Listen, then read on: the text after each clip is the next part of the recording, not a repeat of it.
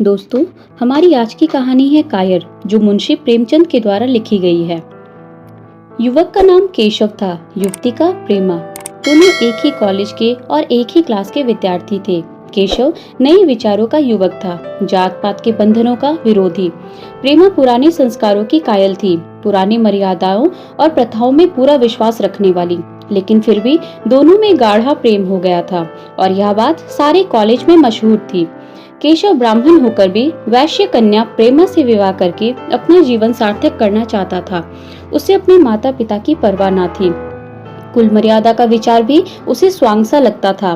उसके लिए सत्य कोई वस्तु थी तो प्रेम थी, किंतु प्रेमा के लिए माता पिता और कुल परिवार के आदेश के विरुद्ध एक कदम बढ़ाना भी असंभव था। संध्या का समय है। विक्टोरिया पार्क के एक निर्जन स्थान में दोनों आमने सामने हरियाली पर बैठे हुए हैं। सैर करने वाले एक एक करके विदा हो गए, किंतु ये दोनों अभी भी वहीं बैठे हुए हैं। उनमें एक ऐसा प्रसंग छिड़ा हुआ है जो किसी तरह समाप्त नहीं होता। केशव ने झुंझलाकर कहा, इसका यह अर्थ है कि तुम्हें मेरी परवाह नहीं है। प्रेमा ने उसको शांत करने की चेष्टा करके कहा, तुम मेरे साथ अन्याय कर रहे हो केशव, लेकिन मैं इस विषय को माता पिता के सामने कैसे छेड़ूं? यह मेरी समझ में नहीं आता। वे लोग पुरानी रूढ़ियों के भक्त हैं। मेरी तरह से कोई ऐसी बात सुनकर मन में जो तो शंकाएं होंगी, उनकी तुम कल्पना कर सकते हो। केशव ने उग्र भाव से पूछा, तो तुम भी उन्हीं पुरानी रूढ़ियों की गुलाम हो? प्रेमा ने अपनी बड़ी बड़ी आंखों में मृदु स्नेह भरकर कहा, नहीं, मैं उनकी गुलाम नहीं हूँ, लेकिन माता पिता की इच्छा मेरे लिए और सब चीजों से अधिक मान्य है। तुम्हारा व्यक्तित्व कुछ नहीं है, ऐसा ही समझ लो। मैं तो समझता था कि ये ढकोसले मूर्खों के लिए ही है, लेकिन अब मालूम हुआ कि तुम जैसी विदुषियां भी उनकी पूजा करती है। जब मैं तुम्हारे लिए संसार को छोड़ने को तैयार हूँ, तो तुमसे भी यही आशा करता हूँ। प्रेमा ने मन में सोचा, मेरा अपनी देह पर क्या अधिकार है? जिन माता पिता ने अपने रक्त से मेरी सृष्टि की है और अपने स्नेह से उसे पाला है, उनकी मर्जी के खिलाफ कोई काम करने का उसे कोई हक नहीं। उसने दीनता के साथ केशव से कहा, क्या प्रेम स्त्री और पुरुष के रूप में ही रह सकता है, मैत्री के रूप में नहीं? मैं तो आत्मा का बंधन समझती हूँ। केशव ने कठोर भाव से कहा, इन दार्शनिक विचारों से तुम मुझे पागल कर दोगी प्रेमा। बस इतना ही समझ लो, मैं निराश होकर जिंदा नहीं रह सकता। मैं प्रत्यक्षवादी हूँ और कल्पनाओं के संसार में प्रत्यक्ष का आनंद उठाना मेरे लिए असंभव है। यह कहकर उसने प्रेमा का हाथ पकड़कर अपनी ओर खींचने की चेष्टा की। प्रेमा ने झटके से अपना हाथ छुड़ा लिया और बोली, नहीं केशव, मैं कह चुकी हूँ कि मैं स्वतंत्र नहीं हूँ। तुम मुझसे वह चीज न मांगो जिस पर मेरा कोई अधिकार नहीं है। केशव को अगर प्रेमा ने कठोर शब्द कहे होते तो भी उसे इतना दुख ना हुआ होता। एक क्षण तक वह मन मारे बैठा रहा, फिर उठकर निराशा भरे स्वर में बोला, जैसी तुम्हारी इच्छा। आहिस्ता आहिस्ता कदम सा उठाता हुआ वह वहां से चला गया। प्रेमा अब भी वहीं बैठी आंसू बहाती रही। रात को भोजन करके प्रेमा जब अपनी माँ के साथ लेटी तो उसकी आंखों में नींद ना थी। केशव ने उसे एक ऐसी बात कह दी थी जो चंचल पानी में पड़ने वाली छाया की तरह उसके दिल पर छाई हुई थी। प्रतिक्षण उसका रूप बदलता था, वह उसे स्थिर ना कर सकती थी। माता से इस विषय में कुछ कहे तो कैसे? लज्जा मुंह बंद कर देती थी। उसने सोचा, अगर केशव के साथ मेरा विवाह ना हुआ तो उस समय मेरा क्या कर्तव्य होगा? अगर केशव ने कुछ उद्दंडता कर डाली तो मेरे लिए संसार से फिर क्या रह जाएगा? लेकिन मेरा बस ही क्या है? इन भांति भांति के विचारों में एक बात जो उसके मन में निश्चित हुई वह यह थी कि केशव के सिवा वो और किसी से विवाह ना करेगी।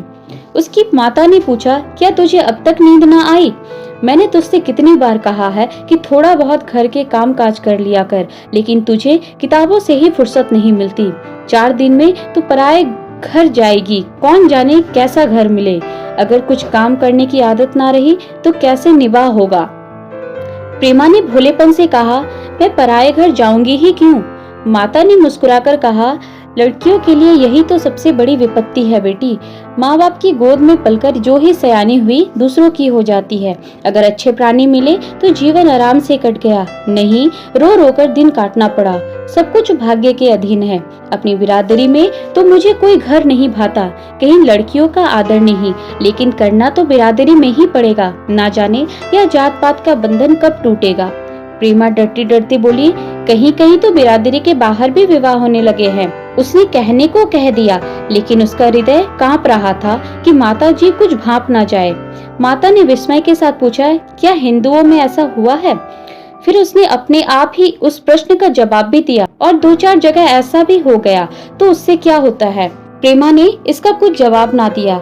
भय हुआ कि माता कहीं उसका आशय समझ ना जाए। उसका भविष्य एक अंधेरी खाई की तरह उसके सामने मुंह खोले खड़ा था, मानो उसे निगल जाएगा। उसे ना जाने कब नींद आ गई।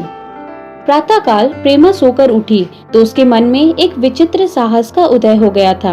सभी महत्वपूर्ण फैसले हम आकस्मिक रूप से कर लिया करते हैं, मानो कोई दैवी शक्ति हमें उनकी ओर खींच ले जाती है। वही हालत प्रेमा की थी।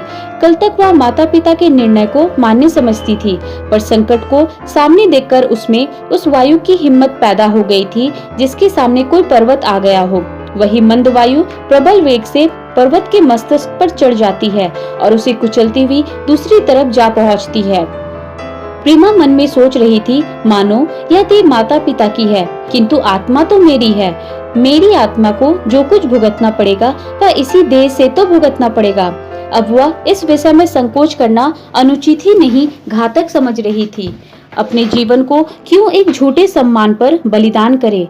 उसने सोचा, विवाह का आधार अगर प्रेम ना हो तो वह देह का विक्रय है। आत्मसमर्पण क्यों बिना प्रेम के भी हो सकता है? इस कल्पना से ही ना जाने किस अपरिचित युवक से उसका विवाह हो जाएगा।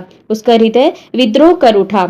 वह अभी नाश्ता करके कुछ पढ़ने जा रही थी कि उसके पिता ने प्यार से पुकारा, मैं कल तुम्हारे लिए प्रिंसिपल के पास गया था, वे तुम्हारी बड़ी तारीफ कर रहे थे। प्रेमा ने सरल भाव से कहा, आप तो यूं ही कहा करते हैं। नहीं नहीं, सच कह रहा हूँ। यह कहते हुए उन्होंने अपनी मेज की दराज खोली और मखमली चौखटों में जड़ी हुई एक तस्वीर निकालकर उसे दिखाते हुए बोले, यह लड़का आईएससी के इम्तिहान में प्रथम आया है, उसका नाम तो तुमने सुना होगा। बूढ़े पिता ने ऐसी भूमिका बांध दी थी कि माँ उनका आशय ना समझ सकी, लेकिन प्रेमा भाप गई। उनका मन तस्वीर की भांति लक्ष्य पर जा पहुंचा। उसके बिना तस्वीर की ओर देखे ही कहा, नहीं, मैंने तो उसका नाम नहीं सुना। पिता ने बनावटी आश्चर्य से कहा, क्या तुमने उसका नाम ही नहीं सुना? आज के दैनिक पत्र में उसका चित्र और जीवंत वृत्तांत छपा है। प्रेमा ने रुखाई से जवाब दिया, होगा, मगर मैं तो उस परीक्षा का कोई महत्व नहीं समझती। मैं तो समझती हूँ जो लोग इस परीक्षा में बैठते हैं वे पल्ले सिर के स्वार्थी होते हैं। आखिर उनका उद्देश्य इसके सिवा और क्या होता है कि अपने गरीब, निर्धन, दलित भाइयों पर शासन करे और खूब धन संचय करे। यह तो जीवन का कोई ऊंचा उद्देश्य नहीं है। इस आपत्ति में जलन थी, अन्याय था, निर्दयता थी। पिताजी ने समझा प्रेमा यह बखान सुनकर लट्टू हो जाएगी। यह जवाब सुनकर तीखे स्वर में बोली, तू तो ऐसी बातें कर रही है जैसे तेरे लिए धन और अधिकार का कोई मूल्य ही नहीं है। प्रेमा ने ढिठाई से कहा, हाँ, मैं तो इसका मूल्य नहीं समझती। मैं तो आदमी में त्याग देखती हूँ। मैं ऐसे युवकों को जानती हूँ जिन्हें यह पद जबरदस्ती भी दिया जाए तो वे स्वीकार न करेंगे। पिता ने उपहास के ढंग से कहा, यह तो आज मैंने नई बात सुनी। मैं तो देखता हूँ कि छोटी छोटी नौकरियों के लिए लोग मारे मारे फिरते हैं। मैं जरा उस लड़की की सूरत देखना चाहता हूँ जिसमें इतना त्याग हो। मैं तो उसकी पूजा करूंगा। शायद किसी दूसरे अवसर पर ये शब्द सुनकर प्रेमा लज्जा से सिर झुका लेती, पर इस समय उसकी दशा उस सिपाही की सी थी जिसके पीछे गहरी खाई हो। आगे बढ़ने के सिवा उसके लिए और कोई मार्ग ना था। अपने आवेश को संयम से दबाती हुई, आंखों में विद्रोह भरे वह अपने कमरे में गई और केशव के कई चित्रों में से वह एक चित्र चुनकर लाई जो उसकी निगाह में सबसे खराब था और पिता के सामने रख दिया। बूढ़े पिताजी ने चित्र को उपेक्षा के भाव से देखना चाहा, लेकिन पहली दृष्टि में ही उसने उन्हें आकर्षित कर लिया। ऊंचा कद था और दुर्बल होने पर भी उसका गठन, स्वास्थ्य और संयम का परिचय दे रहा था। मुख पर प्रतिभा का तेज न था, पर विचारशीलता का ऐसा प्रतिबिंब था जो उसके मन में विश्वास पैदा करता था। उन्होंने उस चित्र की ओर देखते हुए पूछा, यह किसका चित्र है?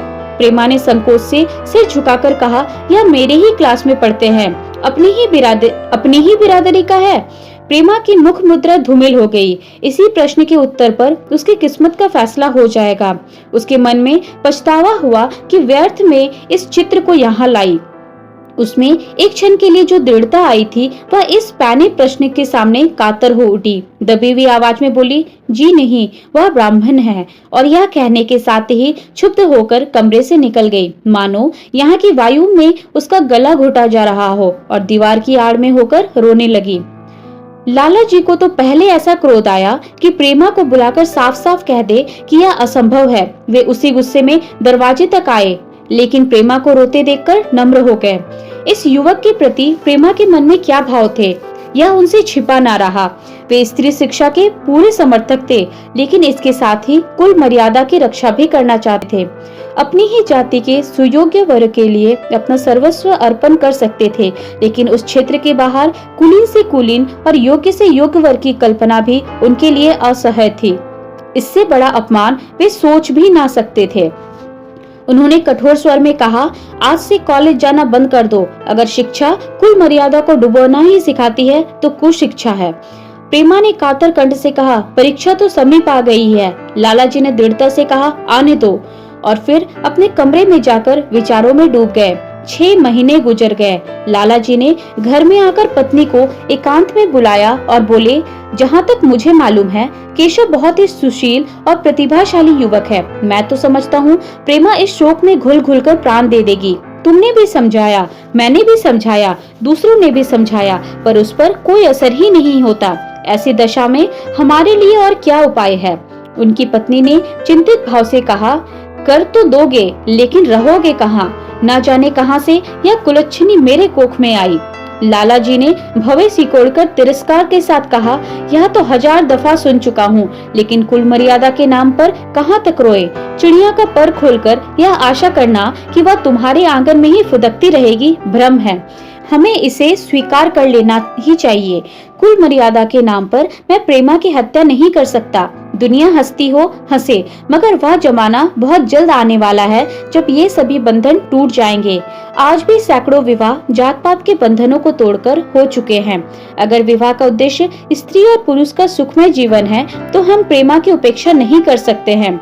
वृद्धा ने क्षुब्ध होकर कहा, जब तुम्हारी यही इच्छा है तो मुझसे क्यों पूछते हो? लेकिन मैं कहे देती हूँ कि मैं इस विवाह के नजदीक न जाऊंगी, न कभी इस छोकरी का मुंह देखूंगी। समझ लूंगी जैसे और सब लड़के मर गए वैसे यह भी मर गई। तो फिर आखिर तुम करने को क्या कहती हो? क्यों नहीं उस लड़के से विवाह कर देते हैं? उसमें क्या बुराई है? वह 2 साल में सिविल सर्विस पास करके आ जाएगा। केशव के पास क्या रखा है? बहुत होगा किसी दफ्तर में क्लर्क हो जाएगा। और अगर प्रेमा प्राण हत्या कर ले तो कर ले, तो तुम तो उसे और शह देते हो। जब उसे हमारी परवाह ही नहीं है तो हम उसके लिए अपने नाम को क्यों कलंकित करें? प्राण हत्या करना कोई खेल नहीं है, यह सब धमकी है। मन घोड़ा है, जब तक उसे लगाम ना दो वह हाथ में कभी ना रहने वाला। जब उसके मन का यह हाल है तो कौन कहे केशव के साथ ही जिंदगी भर निभा करेगी। जिस तरह आज उससे प्रेम है उसी तरह कल दूसरे से भी हो सकता है। तो क्या पत्ते पर अपना मांस बिकवाना चाहते हो? लाला जी ने स्त्री को प्रश्न सूचक दृष्टि से देखकर कहा, और अगर वह कल खुद जाकर केशव से विवाह कर ले तो तुम क्या कर लोगी? फिर तुम्हारी कितनी इज्जत रह जाएगी? वह चाहे संकोचवश या हम लोगों के लिहाज से ही क्यों ना बैठी रहे, पर यदि जिद पर कमर बांध ले तो हम तुम कुछ नहीं कर सकते। इस समस्या का ऐसा भाषण अंत भी हो सकता है, यह इस वृद्धा के ध्यान में भी ना आया था। यह प्रश्न बम के गोले की तरह उसके मस्तिष्क पर गिरा। एक क्षण तक वह अवाक बैठी रह गई, मानो इस आघात ने उसकी बुद्धि की धज्जियां उड़ा दी हो। फिर पराभूत होकर बोली, तुम्हें अनोखी ही कल्पनाएं सूझती है। मैंने तो आज तक कभी भी नहीं सुना कि किसी कुलीन कन्या ने अपनी इच्छा से विवाह किया है। तुमने ना सुना हो, लेकिन मैंने सुना है और देखा है, और ऐसा होना भी बहुत संभव है। जिस दिन ऐसा होगा उस दिन तुम मुझे जीती ना देखोगी। मैं यह नहीं कहता कि ऐसा होगा ही, लेकिन होना संभव है। तो जब ऐसा होना है तो इससे तो यही अच्छा है कि हमें इसका प्रबंध करें। जब नाक ही कट रही है तो तेज छुरी से क्यों ना कटे।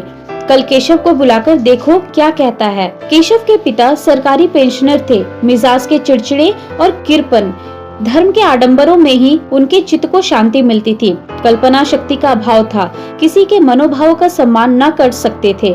वे अब भी उस संसार में रहते थे जिसमें उन्होंने अपने बचपन और जवानी के दिन काटे थे। नवयुग की बढ़ती हुई लहर को वे सर्वनाश कहते थे और कम से कम अपने घर को दोनों हाथों और दोनों पैरों का जोर लगाकर उससे बचाए रखना चाहते थे। इसलिए जब एक दिन प्रेमा के पिता उसके पास पहुँचे और केशव से प्रेमा के विवाह का प्रस्ताव किया तो बूढ़े पंडित जी अपने आपे में न रह सके। धुंधली आंखें फाड़कर बोले, इस तरह का संबंध और चाहे जो कुछ हो, विवाह नहीं है। मालूम होता है आपको भी नए जमाने की हवा लगी है।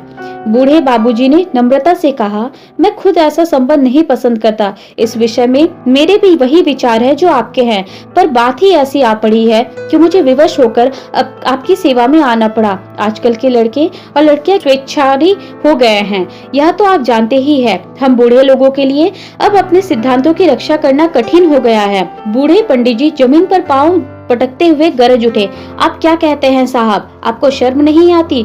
हम ब्राह्मण हैं और ब्राह्मणों में भी कुलीन। ब्राह्मण कितने ही पतित हो जाए, अपने मर्यादा शून्य नहीं हुए हैं कि बनिए बक्कालों की लड़की से विवाह करते फिरे। जिस दिन कुलीन ब्राह्मणों में लड़कियां ना रहेंगी, उस दिन यह समस्या उपस्थित हो सकती है। मैं कहता हूँ, आपको मुझसे यह बात कहने का साहस कैसे हुआ? बूढ़े बाबूजी जितना भी दबते थे उतना ही पंडित जी बिगड़ते थे। यहाँ तक कि लाला जी अपना अपमान ज्यादा न सह सके और अपनी तकदीर को कोसते हुए चले गए। उसी वक्त केशव कॉलेज से आया। पंडित जी ने तुरंत उसे बुलाकर कठोर कंठ में कहा, मैंने सुना है तुमने किसी बनिए की लड़की से अपना विवाह कर लिया है, यह खबर कहाँ तक सही है? केशव ने अनजान बनकर पूछा, आपसे किसने कहा? किसी ने कहा। मैं पूछता हूँ, यह बात ठीक है या नहीं? अगर ठीक है तो तुमने अपनी मर्यादा को डुबोना निश्चय कर लिया है और तुम्हारे लिए हमारे घर में कोई स्थान नहीं। तुम्हें मेरी कमाई का एक ठेला भी नहीं मिलने वाला। मेरे लिए जो कुछ है वह मेरी अपनी कमाई है। मुझे अख्तियार है कि मैं उसे जिसे चाहूँ दे दूं। तुम यह अनीति करके मेरे घर में कदम नहीं रख सकते। केशव पिता के स्वभाव से परिचित था। प्रेमा से उसे प्रेम था। वह गुप्त रूप से प्रेमा से विवाह कर लेना चाहता था। बाप हमेशा तो बैठे ना रहेंगे। माता के स्नेह पर उसे विश्वास था।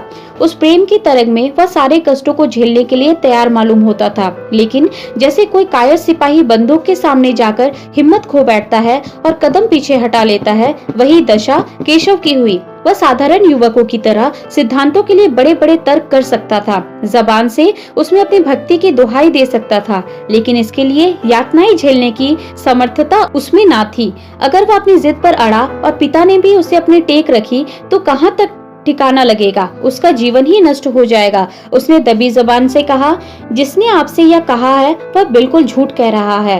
पंडित जी ने तीव्र नेत्रों से देखकर कहा, तो यह खबर बिल्कुल गलत है? जी हाँ, बिल्कुल गलत। तो तुम आज ही इसी वक्त उस बनिए को खत लिखकर कह दो कि याद रखो, अगर इस तरह की चर्चा फिर कभी उठी तो तुम्हारा सबसे बड़ा शत्रु होऊंगा। बस जाओ।